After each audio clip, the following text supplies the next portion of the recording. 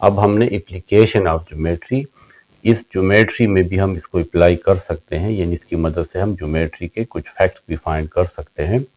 एक फैक्ट ये है जो हमने थ्योरम भी चैप्टर क्लास 9 में किया था कि prove that the straight line joining the mid point of two sides of the triangle. ये हमारे पास एक ट्रायंगल है OAB और ये D और E इसके दो साइड्स का मिड पॉइंट है। AO का मिड पॉइंट D है और OB का मिड पॉइंट E है। जब हम इस DE को ज्वाइन करते हैं तो ये प्रूव ये करना है the mid point of the two side of the triangle is parallel to the third side. ये DEAB के पैरेलल है and equal to half of it, और ये DEAB का आधा होगा लेंथ में। ये दो बातें प्रूफ करनी है। गिवन ये है कि हमारे पास एक ट्रायंगल है और इस ट्रायंगल की तीन साइड है जिसमें से OA साइड का मिड पॉइंट D है और OB उसका मिड पॉइंट E है। हम इस D और E को ज्वाइन कर लेते हैं तो ये जो DE ये लाइन सेगमेंट है ये इसका थर्ड साइड, यानी दो साइड तो ये है जिसमें मिड पॉइंट्स हैं इन दो साइड के D और E, तो AB इसका थर्ड साइड है। तो ये जब हम DE को ज्वाइन करेंगे तो ये DE इस थर्ड साइड AB के पैरेलल भी होगा और ये DE इस थर्ड साइड का हाफ भी होगा and equal to half of it. तो हम यहाँ पे कुछ सपोज कर लेते हैं कि हमारे पास एक ट्रायंगल है OAB, इसमें OA ये तमाम हम वेक्टर लेते हैं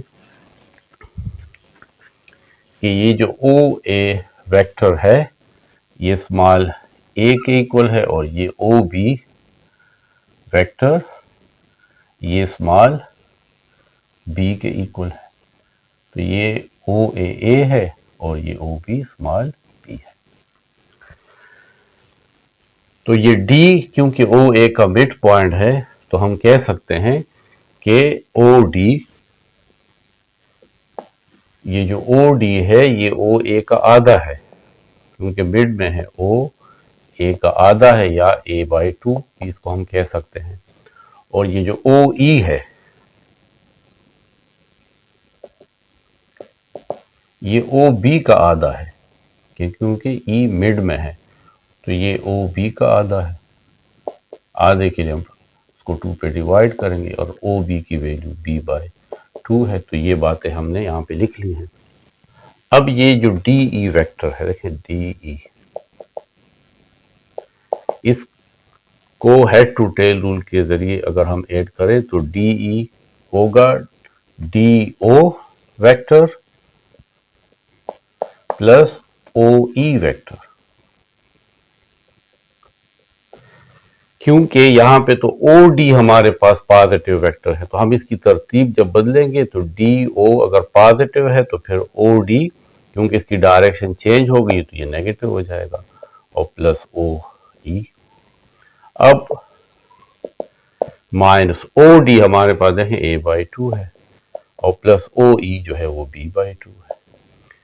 इसका एलसीएम 2 ले लें तो ऊपर आ जाएगा -A प्लस B, या DE इज इक्वल टू, इसकी आप तरतीब बदल लें तो B पहले लिखें और A बाद में /2।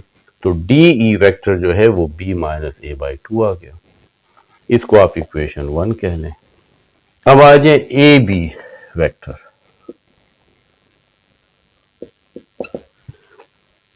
तो AB वेक्टर को मैं इस तरह लिख सकता हूं, दो वेक्टर का सम AO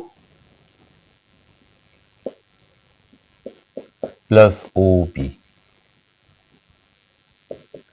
AO की अगर मैं तरतीब बदल लूं, इसको OA लिख लूं तो फिर मुझे यहाँ पे माइनस लगाना पड़ेगा क्योंकि ये वेक्टर है, इसकी डायरेक्शन चेंज हो गई। तो ये AO को अगर मैं OA लिखूंगा तो साथ माइनस लिखूंगा प्लस OB। अब माइनस OA तो हमने यहाँ पे A के इक्वल लिया, स्मॉल a के, और OB हमारे पास B है तो इसकी तरतीब भी बदल लें तो ये आ जाएगा B - A, ये इक्वेशन 2। अब ये जो हमारे पास DE है from equation 1 and 2, from equation 1 and 2, ये जो DE है ये तो हमारे पास b माइनस a/2 है और DE is equal to b minus a, तो हमारे पास AB है तो मैं b माइनस a की जगह AB लिख लूंगा और डिवाइडेड बाय 2, 1/2 को इस तरह लिख लूंगा अलहदा और AB। तो देखें ये प्रूव हो गया है कि DE जो है हाफ AB है, AB का आधा है, और DE AB के पैरेलल भी है। क्योंकि हमने ये पढ़ा था कि दो वेक्टर तब आपस में पैरेलल होंगे जब हम एक को दूसरे का स्केलर मल्टीपल लिख सकते हैं। अगर मैं इस तरह लिख लूं A is equal to alpha B, तो फिर A और B एक दूसरे के पैरेलल होंगे। अल्फा कोई भी हमारे पास कांस्टेंट है, यानी अगर आप इसको एग्जांपल से ले लें कि अगर हम मैं लिखूंगा A is equal to 3B, तो इसका मतलब है कि A और B एक दूसरे के पैरेलल है, लेकिन A वेक्टर B से 3 टाइम्स ज्यादा है, A is equal to 3B। या अगर इस तरह लिखूं कि A is equal to minus 2B, इसका मतलब है कि A वेक्टर B से दुगना है लेकिन अपोजिट डायरेक्शन में है। तो जब दो वेक्टर्स एक दूसरे के स्केलर मल्टीपल हो, यानी उसके साथ कोई नंबर मल्टीप्लाई हो, स्केलर में नंबर, तो फिर वो एक दूसरे के पैरेलल होते हैं। तो यहाँ पे भी ये DE और AB आपस में पैरेलल है। Two vectors A and B are parallel if and only if A is equal to alpha B, where alpha is scalar। यानी अगर ये आपके पास A वेक्टर है A, दूसरा वेक्टर 2A है, तो देखें ये दोनों वेक्टर आपस में पैरेलल हैं, लेकिन ये वाला वेक्टर इससे दुगना है। तो ये वाला वेक्टर अगर B हो गया तो हम कहेंगे कि B is equal to 2A, यानी ये जो सेकंड वेक्टर है ये A के पैरेलल तो है लेकिन सिर्फ इससे दुगना है, इस वजह से ये आपस में पैरेलल है और ये यहाँ पर भी प्रूव हो जाता है।